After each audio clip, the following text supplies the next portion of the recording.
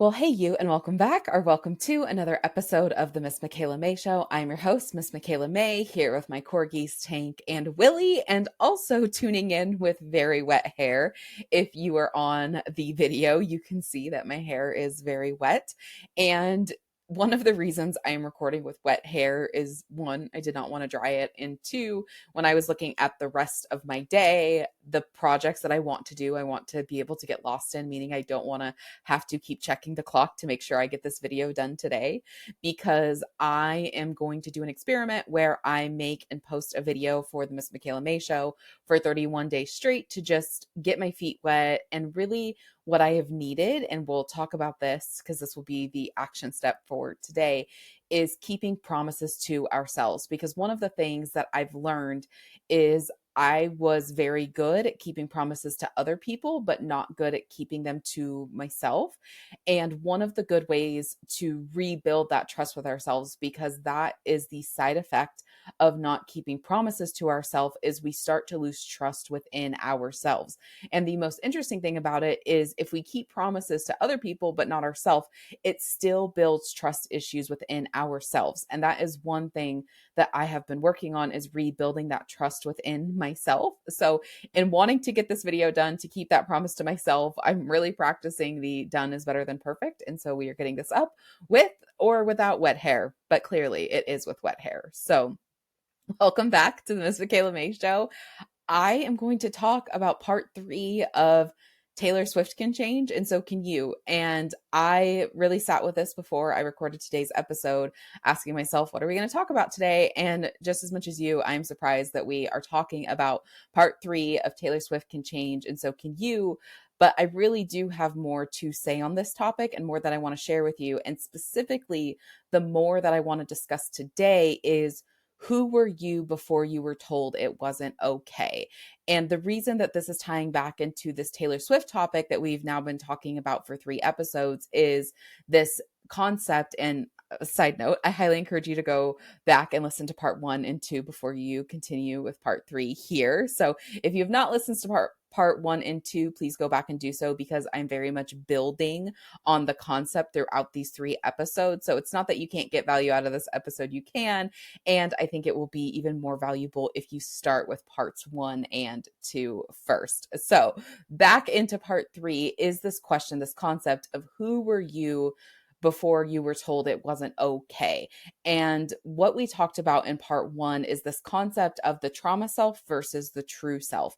And this question is one thing we can start to ask ourselves to start to unwind it. So as I said in part 1, one of my theories as to why the third Taylor Swift, or the third, this last, we're on part 3 of my episodes, not album 3 of Taylor Swift, but this Taylor Swift 12 album, why it sounds different than her albums before, is she is starting to discover different parts of herself because she is with a man who makes her feel safe. And when our nervous systems, when our bodies start to feel safe, different parts of ourselves will start to come out.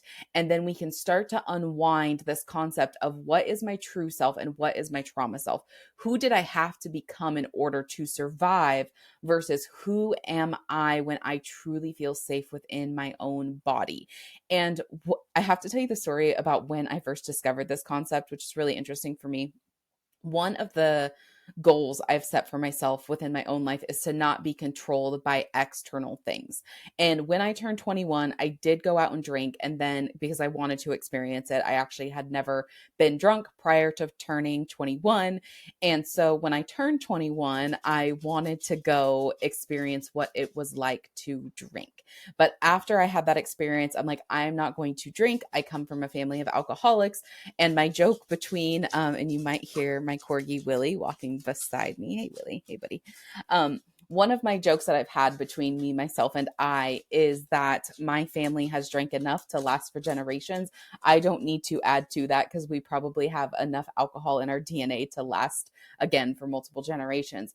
And what I realized is my fear of alcohol, my fear of becoming an alcoholic was controlling me just as much as alcohol had controlled some members in my family. So when I had that realization, I wanted to drink intentionally so that I wasn't controlled by alcohol, whether it was from an extreme consumption problem or what you would call maybe a extreme dry problem. I'm thinking there's a Miranda Lambert song called Dry Town, and that's kind of the concept I'm thinking of just being extremely dry when it comes to my liquor.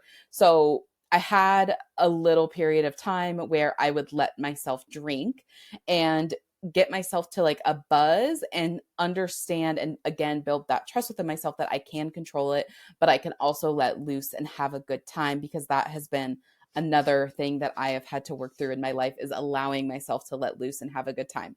So in one of those moments, I come from a town called it's called Sandy, Oregon. And in Sandy, Oregon, there is this festival called the Mountain Days Festival. If you're even from around the Sandy, Oregon area, you've probably heard of the Mountain Days Festival. And so a couple friends and I wanted to go up to the festival, and that night was a night that I had chose, I'm going to let myself get to a buzz and maybe just past a buzz, but again without the intention of getting like blackout drunk.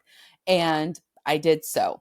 And there was a guy that my friends and I at the time, we were doing CrossFit, and kind of the routine. I have to remember to tell you backstories, because if you're listening to this and you're not from Sandy, Oregon, and you've never heard of Mountain Days, like I have to set the scene, and I forget sometimes, like you can't read my mind, so you don't know what the scene looks like, so I have to tell you about it. And so there's a beer garden, it's outdoors, and then typically what happens is younger people, and I don't really know what the older crowd does. I'm pretty sure the older crowd tends to go to the beer gardens and they kind of go home for the night, where the younger crowds go to the beer gardens and then they will walk to one of the nearby bars. So my age crowd at the time, I'm recording this in 2025. I believe this was in 2018. You would go to the beer gardens, and then we went to what is a bar called No Place. Yeah, it's quite the name for the bar. Where are you going? No Place. No, seriously, where are you going? No Place, the bar. And so we'd all walk to No Place, and we had seen this guy at the beer gardens, and he had jumped. There was this random like blow up. I don't even remember because it was so dark, but it looked like a blow up couch. And my friends, who were also buzzed, jumped on it. And this guy jumped on them. And she's like, I do CrossFit. I can lift you off. Get off. So he gets off, kind of, we'd never seen the guy, just kind of go to No Place. Well, later, and I'm buzzed at this point, I'm leaning, there's the main bar at No Place, and then there's kind of a bar in the middle where anyone can kind of just sit and lean up against for extra seating space. And I'm leaning up against the bar, but I have my foot resting on a chair nearby. And this guy comes, grabs the chair, not realizing my foot was on it. And I look at him, I was like, hey, my foot was sitting on that. He said, oh my gosh, I'm so sorry. And he paused, he's like, did you just say your foot was sitting on that? I said, yeah, my foot was sitting on it, and you just took it. He's like, I'm sorry, but your foot? I'm like, yeah, my foot. And I don't know how, but we started talking, and I look at him. I said, wait, you're the guy that jumped on my friends at the beer garden. He's like, yeah, you guys said you were going to lift me. And the friend that I was with, her and I did CrossFit. And at the time, her and I both could lift a lot. In fact, we had just done push presses that morning, and we had PR'd our push press at 145. And I think I had lifted 145 and she had push press 150. So her and I could lift quite a bit of weight overhead. And he's like you could lift me. I said, what do you weigh? 140 pounds? I push press more than you this morning. And he looked at me and said, 144. And I said, okay, yeah, I push press 145. Her and I could both lift you, and she could lift more than me. So, and he said, well, I may look, because he was like, I'm 5'3" on a good day, and he was pretty small. And he said, well, I'm pretty strong. I'm a roofer. I'm like, okay, big whoop. He's like, well, it's pretty tough to be a roofer. You need a lot of strength to be a roofer. I'm like, dude, I've done it. Just don't even give me the time of day.